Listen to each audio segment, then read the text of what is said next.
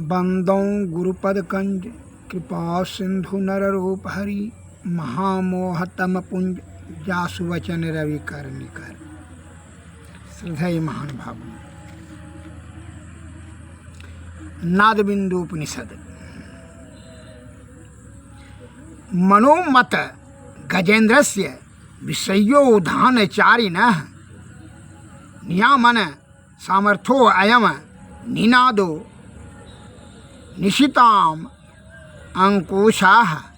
अर्थात नाद मदांत हाथी रूप चित्त को जो विषयों की आनंद वाटिका में विचरण करता है, रोकने के लिए तीव्र अंकुश का काम करता है। कौन? नाद ने, नाद ध्यान ने। नाद ध्यान से क्या होता है? यह अंकुश का काम करता है। जो आपका मन विषयों में विचरण करता है मदांध हाथी के समान, तो उसका जो है नाद उसको रोकने के लिए तीव्र अंकुश का काम करता है नाद ध्यान। इसलिए कह बिंदु ध्यान विधि नाद ध्यान भी सरल सरल जग में परचारी। इसलिए नाद ध्यान करके ही विषय से आप धीरे धीरे छिन्न होते चले जाएगा। विषय पर आप नियंत्रण प्राप्त कर सकेंगे और तभी विषय से ऊपर जब विजय प्राप्त करेंगे तभी दुख से आपकी निवृत्ति हो सकती है। अन्यथा दुख तो निश्चित ही रखा है। यह महान भयंकर दुख से छूटने के लिए विषय का त्याग, साधु की संगति, सत्संग, भजन, सद्गुरु के शरण, प्राण स्पंदन, अध्यात्म का ज्ञान इत्यादि ये सब परम आवश्यक है। अतः सबसे सर्वोपरि है नाद ध्यान करने से क्या होता है कि आपका विषय वासना छिन्न होता है। यह तीव्र अंकुश के समान काम करता है। अतः यह जीवात्मा मन माया और काया के कुसंगति में आकर करके विषया आसक्त होकर करके नाना प्रकार का दुख को भोगता है। 84 लाख योनि में परिभ्रमण करके भी रोग शोक संताप ताप पाप कष्ट बुढ़ापा मरना जीना उल्टा टेंगरी माँ के गर्भकुंड में लटकना इत्यादि नाना प्रकार का दुख।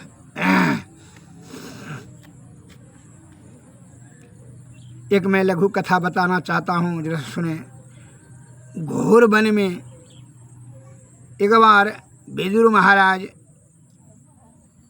विदुर जी महाराज धृतराष्ट्र से आज्ञा लेकर संसार भ्रमण के लिए गए। जब संसार भ्रमण से लौटे तो महाराज धृतराष्ट्र ने पूछा, विदुर जी कहिए भ्रमण में क्या देखा संसार में? तो विदुर जी ने कहा, मैंने यह देखा कि एक यात्री भटकते भटकते घोर वन में चला गया और वहाँ बाघ, चीता, लाकड़, रीछ इत्यादि चिंघाड़ रहे थे, गरज रहे थे। वह भयभीत हो रहा था, थरथर काँप रहा था। उसी में एक स्त्री को देखा, वह उसके तरफ गया तो उसका रूप देख कर करके जो और भयभीत हो कर करके ये भागने लगा। और भागते भागते जो है इसको जो है 5 सांप ने भी पीछा कर रहा था। और भागते भागते एक वृक्ष पर चढ़ गया जो कि एक ही डाल था। उस डाल पर कस करके चढ़ गया और कस के पकड़ लिया। अब वह डाल से नीचे देखा तो देखा कि कुआं है, कुआं में जो है अजगर बैठा हुआ है। अब तो इसको और भय हो गया, अगर यदि वहाँ से डाल से गिर जाएं तो हमारा मृत्यु जो है अजगर के मुख में चले जाएंगे। यह बहुत भयभीत हो रहा था और शेर बाघ का अलग डर सता रहा था। और देखा उतने में कि उस डाल को उजला और काला चूहा काट रहा है। अब इसको और भय हो गया कि डाल जो है कट जाएगा तो सो जो है गिरेंगे तो अजगर के मुख में चले जाएंगे। अब इतना चिंता से इतना व्यस्त था, चिंता में इतना भयभीत था, उसका वर्णन नहीं किया जा। इतने में उसको देखा तो ऊपर जो है वृक्ष के ऊपर से जो कि मधु छत्ता लगा हुआ था, वहाँ से एक बूंद मधु टपक कर करके उसमें मुंह में गिरा हुआ, जी से चाट के स्वाद लेने लगा। और वह स्वाद लेने में जो है वह भय भूल गया। अजगर का भय, अजगर रूपी मौत का भय भूल गया और उसी का स्वाद लेने लगा। वह भूल गया कि नीचे अजगर बैठा हुआ है, जिस सखा पर वह लटक रहा है उसे चूहे काट रहे हैं। इस बात को भी भूल गया कि वह जंगल में फंसा है और चारों तरफ भयंकर पशु चिघाड़ रहे हैं। धृतराष्ट्र ने कथा को सुना तो पूछा कि विदुर जी, वह कौन सा वन है और वह कौन अभागा व्यक्ति था है जो इस भयानक वन में फंस गया। विदुर जी ने कहा, राजन, यह संसार ही वह वन है। मनुष्य ही वह अभागा व्यक्ति है। संसार में पहुँचते ही वह देखता है कि इस वन में रोग, कष्ट और चिंता रूपी पशु गरज रहे हैं। वह इनसे डर कर भागता है। वह कुरूप स्त्री जो वृद्धावस्था जिससे हर कोई भागता है, जिस सखा से वह लटकता है, वह है जीने की इच्छा। इस सखा से लटके हुए वह देखता है कि नीचे मृत्यु रूप अजगर मुंह खोले बैठा है, जिससे कभी वह बचा नहीं जा सकता। 6 मुख वाला हाथी जो इस वृक्ष को झिकझोड़ रहा है, वह है 6 ऋतुओं वाला वर्ष। इसके साथ ही काले और श्वेत रंग के जो 2 चूहे इस सखा को तीव्रता से काटते जा रहा है, वह है रात और दिन का आयु को प्रतिदिन छोटा कर रहे हैं, अर्थात काट रहे हैं। ये है रात और दिन का। इस भयंकर स्थिति में पड़ा व्यक्ति भी अपनी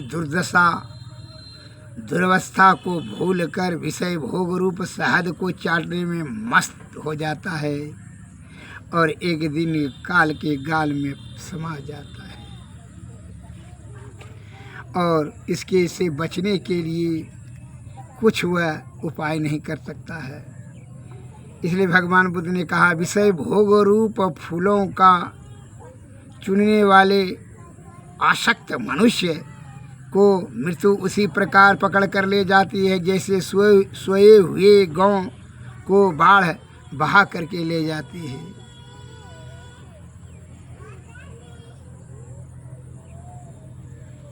अब मृत्यु के बारे में मैं इसलिए मृत्यु से आने से पहले संत महात्मा लोग बात कहते हैं कि जीवात्मा का परम कल्याण करने के लिए श्री सद्गुरु के शरण में जा कर के तू उनसे युक्ति प्राप्त कर, युक्ति से भक्ति, भक्ति से मुक्ति। तभी ये जो है पाप, ताप, संताप, काल, क्रोध, काम, ये सभी जो है से आप बच सकते हो। तभी यह जीवात्मा जीते जी ब्रह्म की प्राप्ति कर लेंगे। फिर मरने और जीने का झंझट ही समाप्त हो जाएगा। का आवागमन दुस्सह दुख हुई, आने जाने में, जन्मने मरने में नाना प्रकार का दुख को भोगना पड़ता है। विषय की आसक्ति के कारण से जीव आत्मा की दुर्गति होती है। चूँकि इसलिए क्या आसक्ति होना इसलिए हो जाता है कि क्योंकि मन के माया और मन के कुसंगति में मन माया और काया के कुसंगति में पड़कर विषय आसक्त हो जाना स्वाभाविक क्रिया है। अतः विषय बड़ा बलवती होता है। यह बिना गुरु सद्गुरु की कृपा से विषय का त्याग अत्यंत दुर्लभ है। ब्रह्म तत्व का भी दर्शन दुर्लभ है और सहज अवस्था भी दुर्लभ है। अतः सद्गुरु के शरण में जाएं, विषय का त्याग, अध्यात्म का ज्ञान और साधु की संगति, सत्संग, भजन करें। तभी यह जीवात्मा जो आत्मा की प्राप्ति करके यह परम सुख को प्राप्त करेंगे, अर्थात मोक्ष हो जाएंगे। एक बार जो है प्रश्न पूछ दिया भगवान श्री कृष्ण ने अर्जुन ने, भगवान यह मैं पूछता हूँ, जो भक्तजन है वो भी मरता है और जो नास्तिक है, जो भक्त नहीं है, साधारण जन, वो जो गृहस्थ वो भी मरता है, तुम्हारा अंतर क्या है? सत्संग भजन तब करने से फायदा क्या, मरना तो दोनों का है। तो भगवान श्री कृष्ण ने कहा, यह मल मूत्र कप पसीना ढोने वाला शरीर तो त्यागना ही है। यह जो है स्थूल शरीर को, यह सूक्ष्म जो है जीवात्मा को तो त्यागना ही होगा। लेकिन मृत्यु दोनों का होता है। तुम प्रश्नों का जवाब सुन लो। मृत्यु दोनों का होता है, लेकिन जिस प्रकार कैसे भक्त का मृत्यु कैसे होता है, उसका जो है जैसे बिल्ली, काल रूपी बिल्ली ने अपने बच्चा को दांत से मुँह से पकड़ कर करके दूसरी जगह सुरक्षित स्थान में लेकर जा कर के रखती है और वही दांत से चूहा को जब वह पकड़ती है तो चबा चबा करके खा लेती है।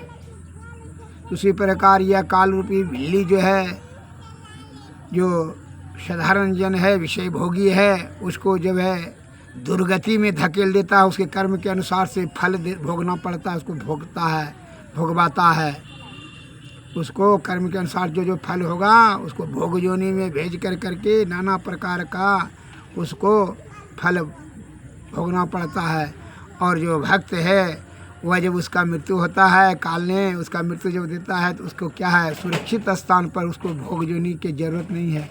वह परब्रह्म के रास्ता में जा कर के जीव आत्मा जो है सुरक्षित स्थान पर अर्थात तीनों पर्दों के पार अनहत शब्द पर अनहत शब्द में रख देता है, जो कि यह ब्रह्म की प्राप्ति कर लेता है। अनहत शब्द से सार शब्द से जो है ब्रह्म की प्राप्ति करता है। इसलिए दोनों में अंतर यही है कि काल ने उसको जो है कर्म का फल को भोगना नहीं पड़ता है जो भक्त होते हैं। अतः और जो भक्त नहीं होते हैं, विषय भोगी होते हैं, उसको काल के गाल में समा करके नाना प्रकार के कष्टों को, दंड को सहना पड़ता है और भोग योनि में उसको कर्म के अनुसार से भेजता है।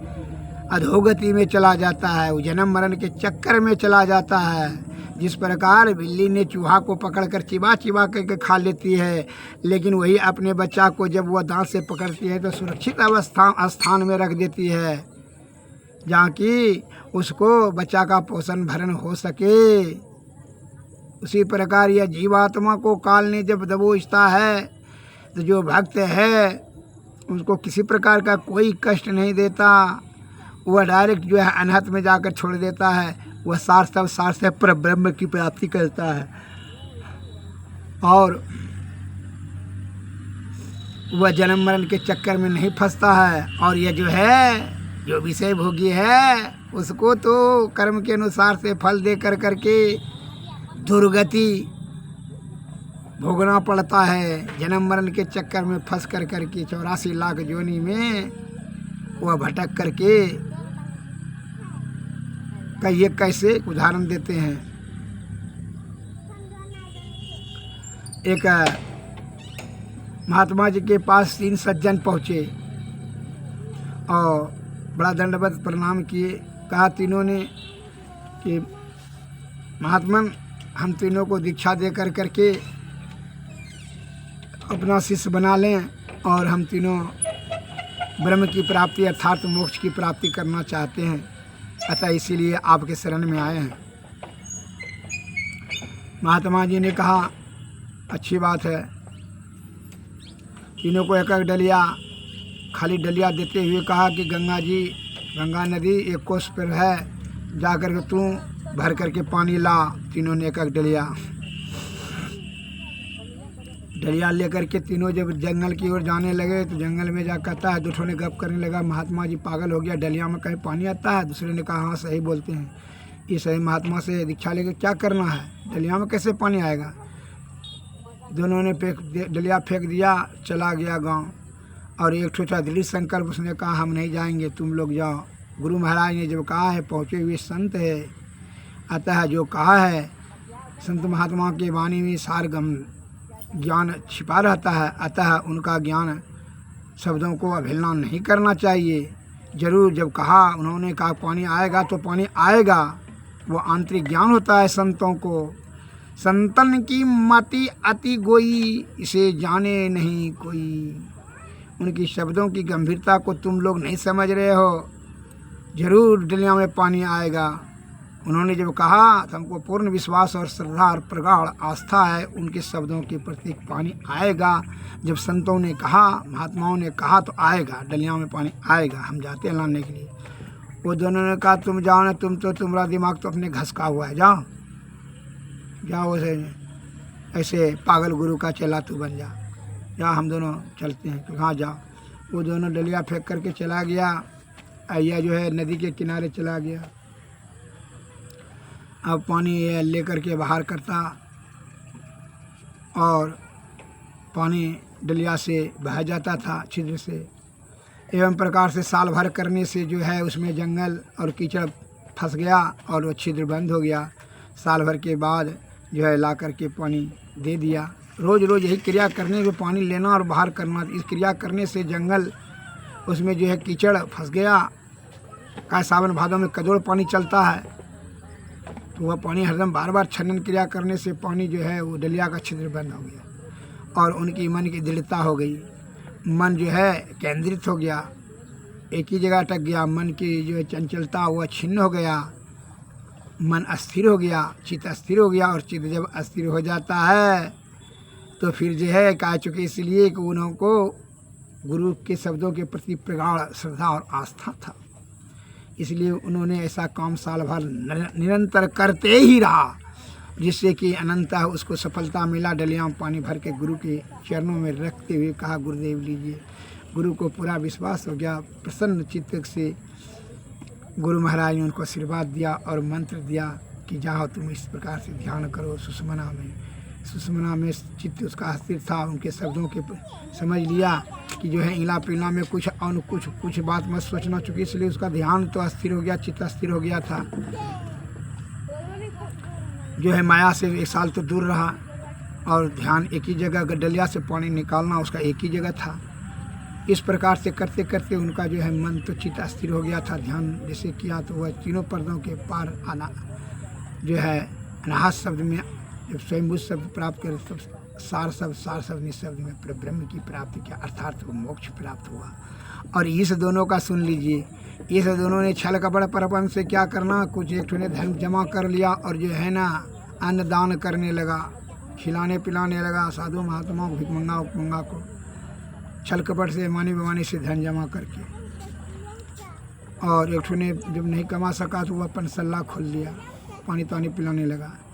एवं प्रकार से यह दोनों ने ऐसा करता रहा जिंदगी भर। जब मृत्यु हुआ तो वहाँ यमराज के निकट जा कर के कहता है हम पानी बहुत पिलाएं, क्योंकि हाँ इसमें लिखा हुआ है डायरी में, तो सूद समेत ले जाओ, तुमको हम मगरमच्छ बना दिया। पानी में जन्मो, पानी में रहो, पानी में रहो, पानी पियो, पानी खाओ, सब मगरमच्छ बना दिया। दूसरा ने कहा अन्न हम बहुत दान किए पृथ्वी लोग को, कहा ठीक है सूद समेत लो, तुमको हमने जाओ कछुआ सुंडा बना दिया, जो अनाज में सुंडा होता है, कहा अनाज में ही जन्मो, अनाज ही खाओ, अनाज में रहो, अनाज में ही मरो। सुंडा बना दिया, सुंडा के जो नियम उसको दे दिया, अनाज का किला। इस प्रकार से दोनों का अधोगति हुआ। ये 84 लाख जन्म मरण के चक्कर में फंस कर नाना प्रकार का दुख होगा।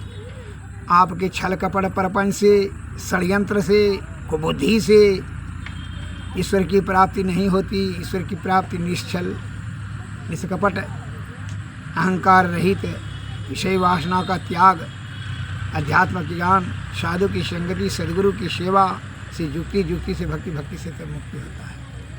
इसलिए कहता है संत वाणी में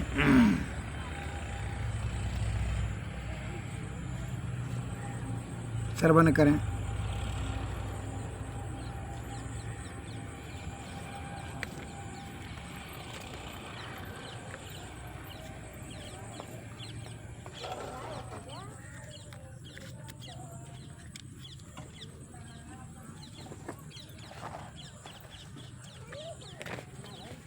विषय वासना छूटत न मन से, नाहक नर बैराग करे, जल बिच मीन वजे बंसी में, जीव के कारण प्राण हरे, सो रस नावस कियो न जोगी, नाहक इंद्रिय विषाधि मरे, वन में रहत मृगान सिवासर, ना काहू के दोष करे, सो मुरली धुनि सुनने कारण, व्याधावान से प्राण हरे, नयन के कारण जरे पतिंगा, परस पाय गजराज हरे, नासा कारण भर मर नास हूँ, पांचों रस ले पांच मरे, किन कोटि तीरथ तप पूजा।